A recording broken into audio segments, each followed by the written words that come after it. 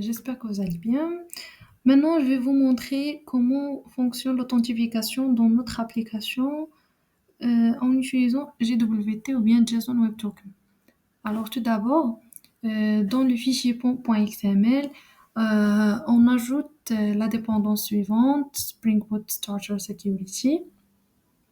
Par la suite, dans le fichier application.yaml ou bien application.properties, on ajoute le token et la date d'expiration de ce token. Pour les valeurs, nous avons mis les valeurs dans un fichier .env. Pour le GWT expiration, alors il est exprimé en millisecondes. Cette valeur est équivalente à 1 heure.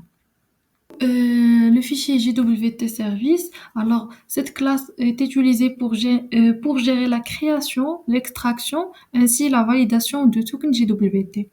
Alors, les tokens sont utilisés pour l'authentification des utilisateurs dans une application. Ils sont signés et expirent après un certain temps pour garantir la sécurité. Alors, les variables injectées avec @value, c'est JWT secret et JWT expiration. Ici, c'est la clé secrète utilisée pour signer les tokens JWT. Il est stocké dans le fichier de configuration et doit être gardé confidentiel. Et pour JWT expiration, c'est le temps d'expiration du token. Pour l'authentication service, alors nous avons la méthode authenticate. Alors, c'est une méthode principale du service qui reçoit une authentification, une requête d'authentification contenant les mails et le mot de passe de l'utilisateur. Alors une fois l'utilisateur ou bien l'authentification validée, on cherche l'utilisateur dans la base de données par son mail. Si l'utilisateur n'est pas trouvé, une exception User Not Found Exception est levée. Par la suite, nous avons Security Config. Alors ici, nous faisons l'encodage du mot de passe. Password Encoder, alors utilise le Bcrypt Password Encoder pour sécuriser les mots de passe des utilisateurs. Security Filter Chain, nous avons également le has role et aussi has authority.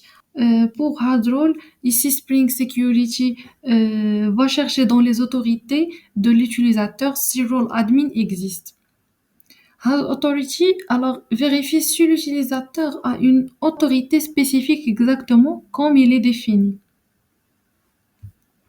On va passer pour l'authentification controller. Le contrôleur gère les requêtes d'authentification lorsqu'un utilisateur envoie une requête post /auth/login. Alors, avec son email et son mot de passe aussi dans le corps de la requête, le contrôleur fait appel au service Authentication Service pour authentifier l'utilisateur. Alors, si l'utilisateur est authentifié avec succès, un token JWT est généré et renvoyé dans la réponse HTTP sous forme d'un Authentication Response.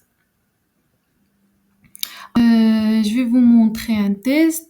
Ici, j'ai envoyé une requête HTTP post vers mon endpoint /api/auth/login sur mon serveur local. Alors, cette requête contient dans le corps JSON les informations de connexion de l'utilisateur telles que les mails et le mot de passe.